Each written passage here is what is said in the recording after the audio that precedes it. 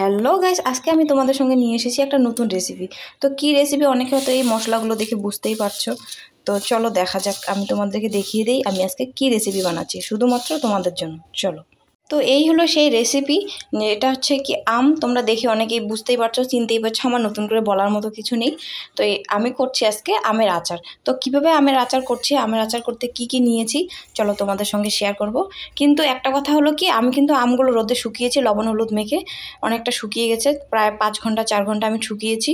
সেটা তোমাদের সঙ্গে আমি শেয়ার করিনি, ডাইরেক্ট আমি আমগুলো শুকিয়ে ডাইরেক্ট নিয়ে এসেছি। কীভাবে আচার বানাবো সেটা তোমাদের কাছে দেখানো। তো চলো তোমাদেরকে আমি জানিয়ে দিই এখানে আমি কী কী নিয়েছি। এখানে নিয়েছি আমি কটা শুকনো লঙ্কা, মহুরি, সাদা সর্ষে, কালো সর্ষে, তারপর গোটা জিরে, আর আছে সামান্য মেথি।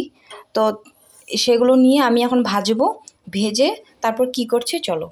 তো এখানে আমি মশলাগুলো ভেজে নিয়েছি, মশলাগুলো ভেজে নেওয়া হয়ে গেলে আমি এগুলোকে নামিয়ে নেব। দেখো মশলাগুলো আমি ভেজে নিয়েছি এখানে। তো এখন আমি মশলাগুলোকে একটু হালকা ঠান্ডা করব, ঠান্ডা করে আমি মশলাগুলোকে বেটে নেব।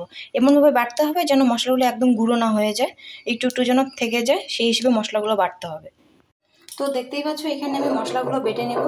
মশলাটা আদা বাটা একটু বেশি বেশি করে নেব আমি। তো এখানে আমার মশলা বাটা হয়ে গেছে। এখন আমি তেলটা গরম করার জন্য তেলটা বসাবো গরম করতে। তেলটা একদম ফুটিয়ে নেওয়া যাবে না, জাস্ট একটু গরম করে নিতে হবে, মানে বেশি ফুটানো যাবে না তেলটাকে। সেই অনুযায়ী পরিমাণ মতো আমি এখানে তেল দিয়ে দিচ্ছি।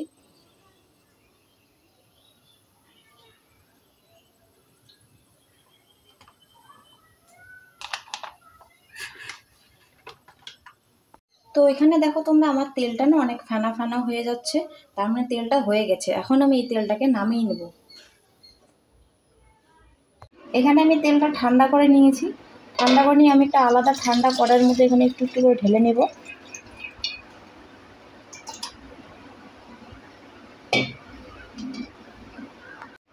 আমি একটু সামান্য পরিমাণে এখানে জয়েন দিচ্ছি, যার যেরকম ভালো লাগে সেরকম দেবে, কারণ আমার গন্ধটা একদমই ভালো লাগে না। জাস্ট একটুখানি দিচ্ছি।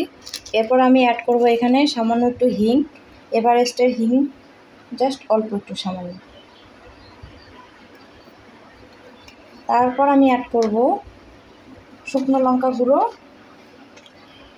এটাও সামান্য পরিমাণ।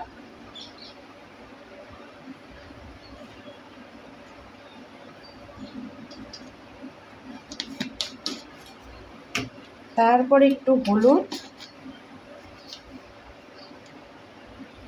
হলুদ যেহেতু আমি আগে দিয়েছি আমের মধ্যে, রোদে দিয়ে শুকিয়েছি হলুদ লবণ, সেই অনুযায়ী একটু কম কমই দেব। লবণের পরিমাণটা কমই দিব, আগে যেহেতু দিয়েছি।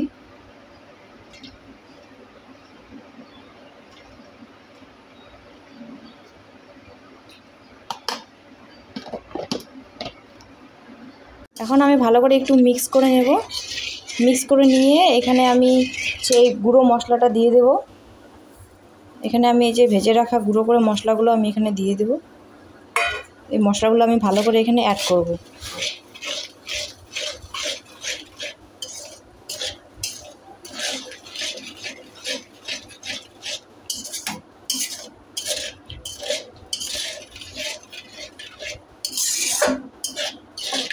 মশলাগুলো এখানে অ্যাড হয়ে গেছে। এখানে আমি আর একটু তেল দিব, গরম করে রাখা তেলটা আমি আর একটু দিয়ে দেব।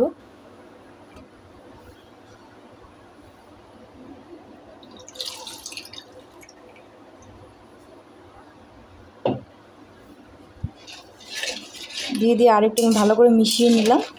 মিশিয়ে নিয়ে এখানে আমি রোদে শুকনো আমগুলো একটু একটু একটু একটু করে আমি এগুলো দিতে থাকবো,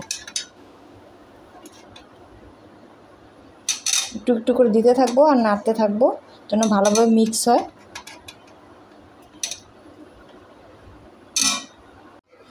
এখানে আমার সবগুলো প্রায় তেলে দেওয়া হয়ে গেছে। আমি এগুলো ভালো করে নেড়ে নিচ্ছি। নেড়ে নিয়ে 2 ঘন্টার মতো আমি এটা ঢেকে রেখে দেব। এগুলো মশলাগুলো নাড়ছি আর খুব সুন্দর একটা স্মেল আসছে। যারা হয়তো বানিয়েছো তারা হয়তো বুঝতে পারছো, যারা বানাওনি তারা তো বুঝতে পারবে না। তাই যারা বানাওনি তারা অবশ্যই বাড়িতে ট্রাই করো এরকম সুস্বাদু আমের রেসিপি। খুবই ভালো লাগবে খেতে, দেখতেও খুব সুন্দর, খেতেও খুব সুন্দর। আমি এখন এটাকে ঢেকে রেখে দিলাম 2 ঘন্টার জন্য। 2 ঘন্টা পর এটাকে আমি খুলব। তো গাইস ফাইনালি ফিরে এসেছি 2 ঘন্টা পর। এখন দেখে নিব আচারটা কিরকম হয়েছে। তো চলো তোমাদেরকে দেখাচ্ছি। যে আচারটা এরকম হয়েছে, এখন আমি এটাকে জারের মধ্যে ঢালবো। ঢেলে আমি রেখে দেবো 10-15 দিন। প্রতিদিন রোদে দিতে হবে, নাহলে ভালো করে মজবে না আমগুলো। তো এটাকে আমি এখন জারের মধ্যে ঢেলে নিচ্ছি।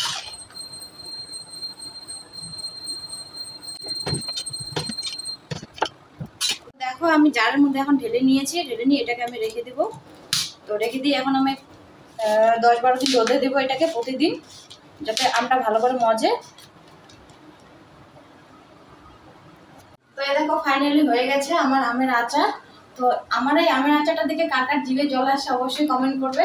যদি ভালো লাগে অবশ্যই একটা লাইক করবে, আর আমার চ্যানেলটা অবশ্যই সাবস্ক্রাইব করবে। টাটা।